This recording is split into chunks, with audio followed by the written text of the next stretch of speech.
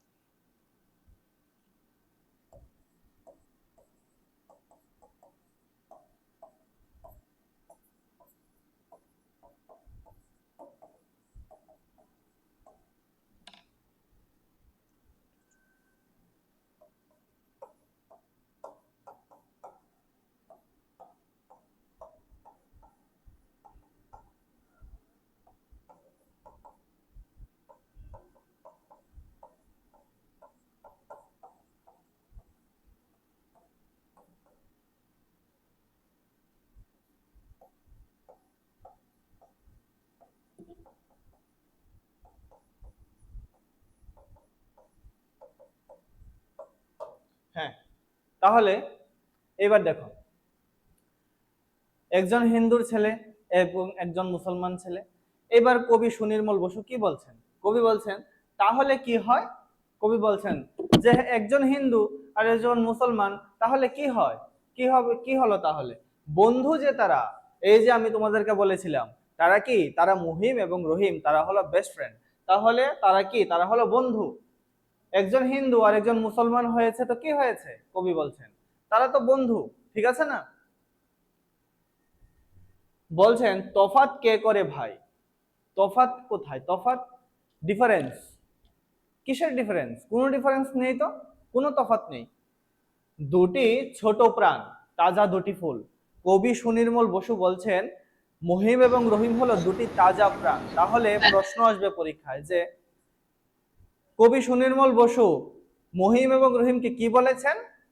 তাজা, ছোট প্রাণ এবং তাজা ফুল বলেছেন। তাজা ফুল, আমরা গাছের মধ্যে ফুল ফুটতে দেখি তো, ফুলটা যখন ফোটে প্রথমে ফুলের কলি হয়, সেখান থেকে কি হয়? একটা ফুল ফোটে। ফুলটা যখন ফোটে তখন ফুলটাকে খুব তাজা দেখায়। ঠিক আছে না? খুবই তাজা থাকে ফুলটা, দেখতে খুবই সুন্দর লাগে। ঠিক আছে না? তাহলে কবি সুনির্মল বসু কি বলছেন? মহিম এবং রহিমকে তাজা দুটি ফুল বলছেন, মানে মহিম এবং রহিম হলো তাজা ফুলের মতো, কোনো মলিনতা নাই। মলিনতা মানে কি?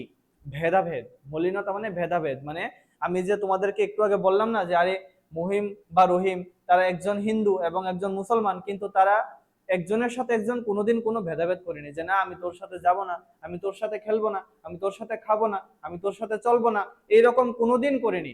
একজন হিন্দু একজন মুসলমান, কিন্তু তারা একে অপরের বন্ধু। তারা একজনের সাথে একজন স্কুলে যায়, তারা একজনের সাথে একজন খাবার খায়, তারা একজনের সাথে একজন খেলা করে। একজনকে ছাড়া আরেকজন কিছু বুঝেই না। মানে যেখানে মহিম যাবে সেখানে রহিমও যাবে, আর যেখানে রহিম যাবে সেখানে মহিমও যাবে। মানে একজনকে ছাড়া একজন চলবেই না। ঠিক আছে? তারপর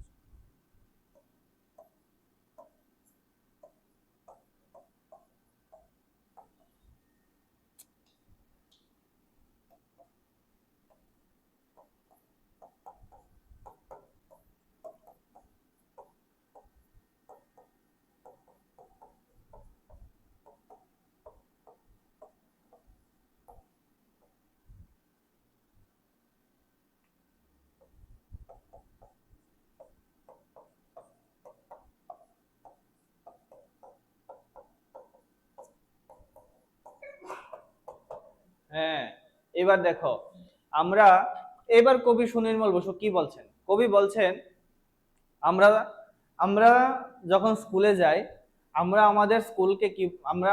আমাদের স্কুলকে কি বলি? স্কুল বলি বা বিদ্যালয় বলি, ঠিক আছে না? স্কুল তো ইংলিশ, এটা একটা ইংলিশ ওয়ার্ড, আমরা স্কুল বলি। আর স্কুলের বাংলা শব্দটা হচ্ছে কি বিদ্যালয়, ঠিক আছে না? তো আগেকার দিনে বিদ্যালয় বলতো না বা স্কুল বলতো না, জানো কি বলতো? পাঠশালা। পাঠশালা বলতো, পাঠশালা। পাঠশালা মানে কিরকম ছিল? যেখানে একটা ঘরের মধ্যে শিক্ষক বা টিচার আসতেন, এসে চক নিয়ে বোর্ডের মধ্যে লিখতেন, পড়াতেন, এবং বাচ্চারা, কোথাও টেবিল বা চেয়ার ছিল না, নিচে বসে সবাই পড়াশোনা করত। এটা ছিল একরকম। আবার আরেক রকমের পাঠশালা ছিল, কি ছিল? বড় গাছ ছিল, গাছ, আমরা বট গাছ বুঝি তো, বট গাছ, কোনো একটা বড় বা বিশাল কোনো একটা বট গাছের নিচে বা যে কোনো একটা বড় গাছের নিচে বাচ্চারা ছায়ার মধ্যে বসে পড়াশোনা করত, এবং শিক্ষক মহাশয় বা টিচার ওইখানে গিয়ে বোর্ডের মধ্যে চক এবং ডাস্টারের মাধ্যমে পড়াশোনা করাতেন। তো ওইটাকে বলতো আগেকার দিনে পাঠশালা। এখন আমরা স্কুল বলি, কিন্তু তখনের সময়ে আগেকার দিনে ওইটাকে পাঠশালা বলতো, ঠিক আছে? তাহলে এখানে কবি সুনির্মল বসু বলছেন, বালক রহিম মক্তবে পড়ে, বুঝো, আর মহিম পাঠশালায়। তাহলে আমরা মানে আমরা কি জানলাম? যে মহিম তো হিন্দুর ছেলে। তাহলে মহিম যে হিন্দুর ছেলে, মহিম যেখানে পড়তে যায় ওইটাকে কি বলে? পাঠশালা বা স্কুল, ঠিক আছে? মানে তখন হিন্দুদের ভাষায় বা আমরা এটাকে পাঠশালা বলতাম। কিন্তু যারা মুসলমান, তারা যেখানে পড়তে যায় ওইটাকে বলে মক্তব, মনে রাখবে কিন্তু। তাহলে পরীক্ষার মধ্যে প্রশ্ন আসবে যে পাঠশালা কি বা মক্তব কি, তোমরা উত্তর করবে যে মুসলমানেরা যেখানে গিয়ে পড়াশোনা করে সেই জায়গাটাকে মক্তব বলে, ঠিক আছে? আর পাঠশালা কাকে বলে? যেখানে মানে হিন্দু মুসলমান সেরকম কোনো কিছু নেই, যেখানে গিয়ে মানুষ পড়াশোনা করে সেটাকেই পাঠশালা বলে, ঠিক আছে? আগেকার দিনে এটাকে আলাদা করে বলা হতো, পাঠশালা ছিল আলাদা, মক্তব ছিল আলাদা, মানে মুসলমানরা যেখানে গিয়ে পড়াশোনা করতো ওইটাকে মক্তব বলা হতো। তাহলে এখানে সুনির্মল বসু এটাকেই বলছেন যে বালক রহিম, রহিম তো মুসলমান, তাহলে সে যেখানে পড়তে যায় এটা হলো মক্তব, এটাকে মক্তব বলতো। আর মহিম যেখানে পড়তে যায় সেটাকে কি বলতো? পাঠশালা। বোঝাতে পারলাম? রহিম যেখানে পড়তে যায় সেটাকে বলতো মক্তব, এবং মহিম যেখানে পড়তে যেত সেটাকে বলতো পাঠশালা। এবার কি বলছে? একই পথে রোজ মহা উৎসবে তারা দুইজন একই পথ দিয়ে যায়, মানে পথ মানে রাস্তা বা রোড, একই রাস্তা দিয়ে তারা দুই বন্ধু একসাথে হেঁটে যায়, হাত ধরে তারা যায়, হাত ধরে, একজন আরেকজনের হাত ধরে তারা যায়। বুঝতে পারলে তো? একজন একজনের হাতটাকে ধরে তারা স্কুলে যায়, ঠিক আছে? রহিম যায় মক্তবে এবং মহিম যায় পাঠশালায়, ঠিক আছে?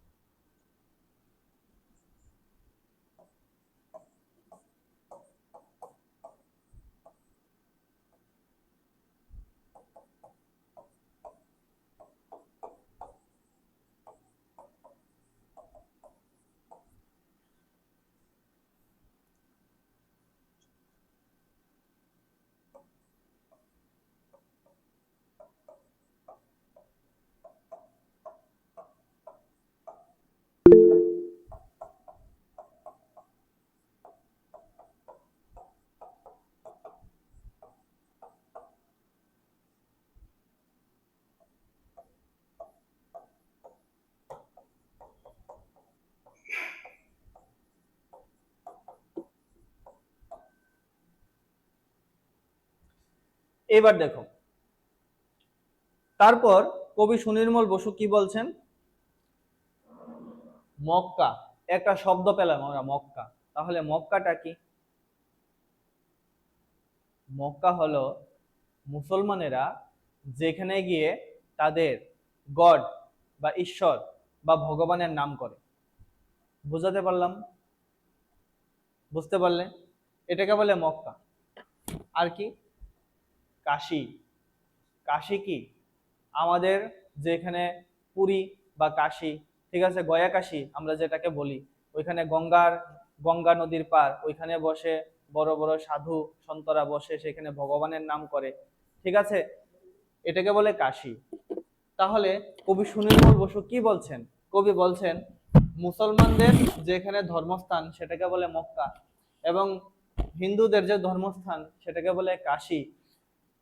মহিম এবং রহিম, একজন হিন্দু একজন মুসলমান, তারা তো বেস্ট ফ্রেন্ড। তারা কি করলো? মক্কা এবং কাশীকে তারা এক করে দিল। এক মানে আলাদা আর নেই, মক্কাও আলাদা নেই, কাশীও আলাদা নেই। মহিম আর রহিম যেহেতু হিন্দু আর মুসলমান হয়ে তারা এক হয়ে গেছে, একই রকম ভাবে তারা এক হয়েছে, মানে কি মুসলমানের মক্কা আর হিন্দুর কাশী দুইটাই এক হয়ে গেছে, ঠিক আছে।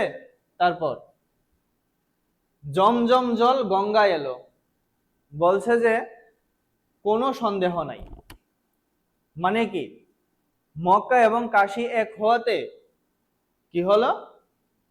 এই যে আমি গঙ্গা নদীর নাম তোমাদেরকে আগেই বললাম, ঠিক আছে।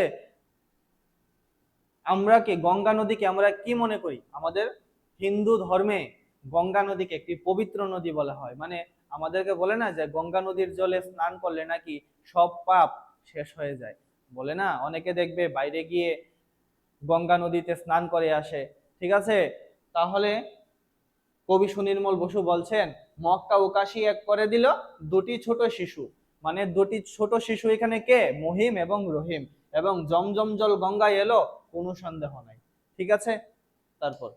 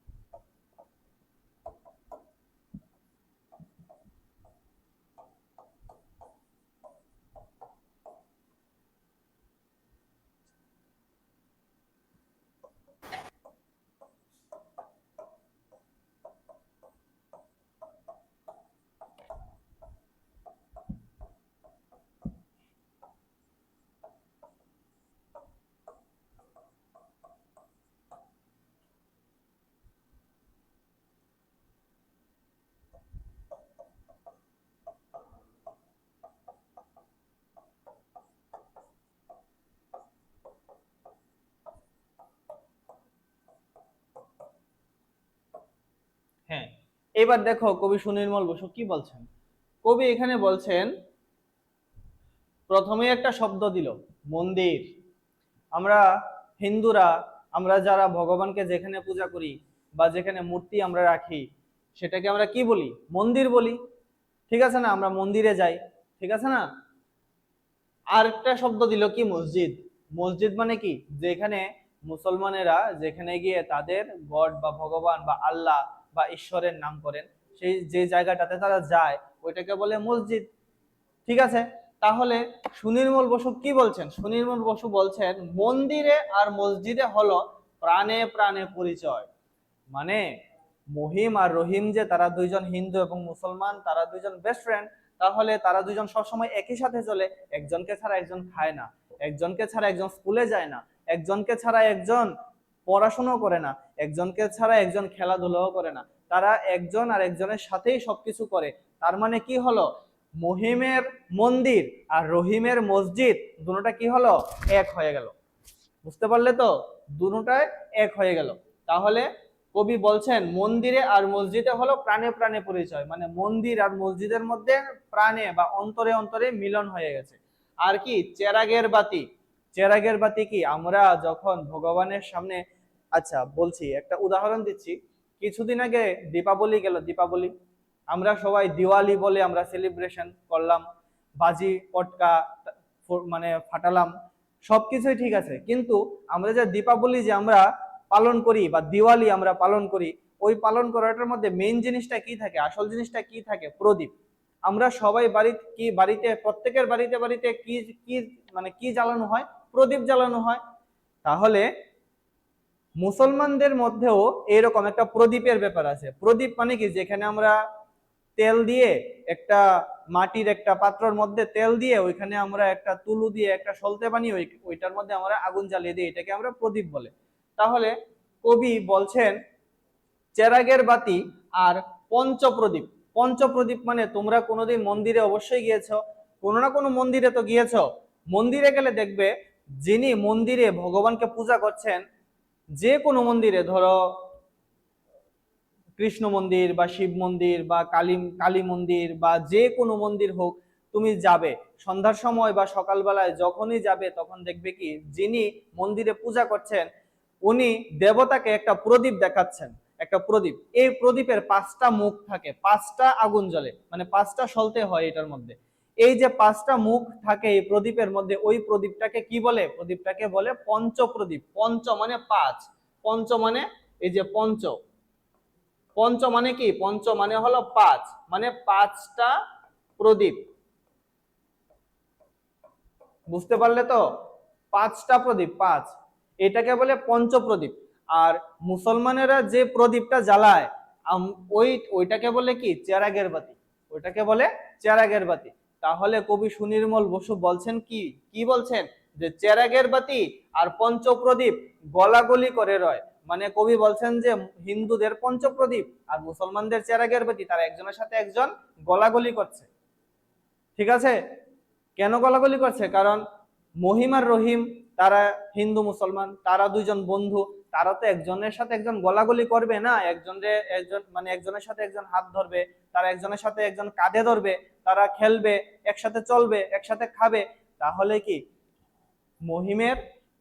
রহিমের চেরাগের বাতি মানে মুসলমানের চেরাগের বাতি, আর মহিম মানে হিন্দুর পঞ্চপ্রদীপ, দুইটাই এক হয়ে গেল। এখানে আর আলাদা বলতে কোনো কিছু নেই। প্রথমে কি বললো? মক্কা এবং কাশী দুটোটাই এক হয়ে গেল। তারপরে কি বললো? মন্দির এবং মসজিদ দুটোটাই এক হয়ে গেল। তারপর কি বলছে? চেরাগের বাতি এবং পঞ্চপ্রদীপ।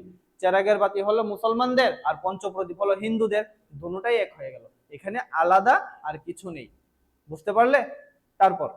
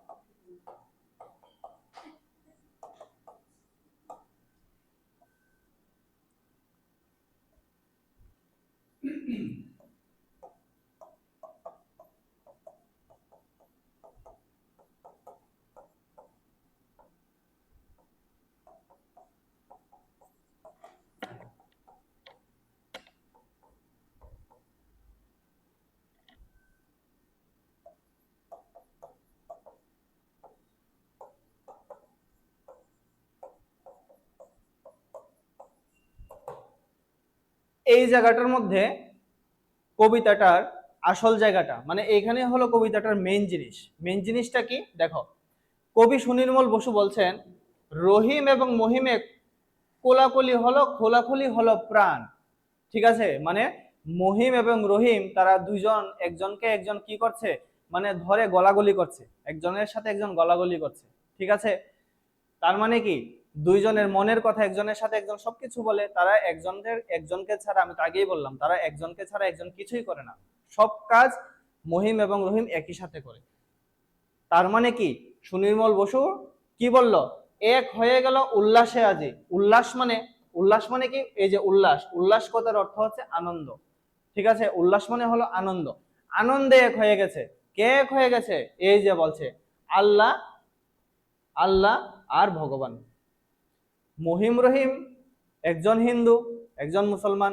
রহিম সে তার ভগবানকে আল্লাহ বলে ডাকে, আর মহিম সে হিন্দু, সে ভগবান বলে ডাকে।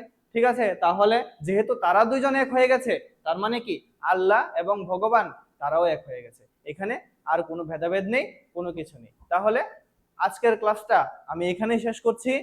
ঠিক আছে, বুঝতে পারলে তো যতটুকু বুঝালাম? বলো বলো, বুঝতে পারলে? তাহলে বলো, একটা প্রশ্নের উত্তর দাও দেখি। মহিম রহিম কবিতাটি কার লেখা? বলো। সুনির্মল। গুড। সুনির্মল বসু কত সালে জন্মগ্রহণ করেছিলেন?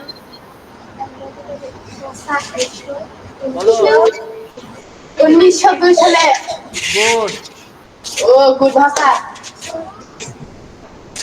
মহিম রহিম কবিতার মধ্যে দুটি ছেলে কে? রহিম ও রহিম। গুড। ঠিক আছে, তাহলে আবার নেক্সট ক্লাসে দেখা হচ্ছে। ঠিক আছে।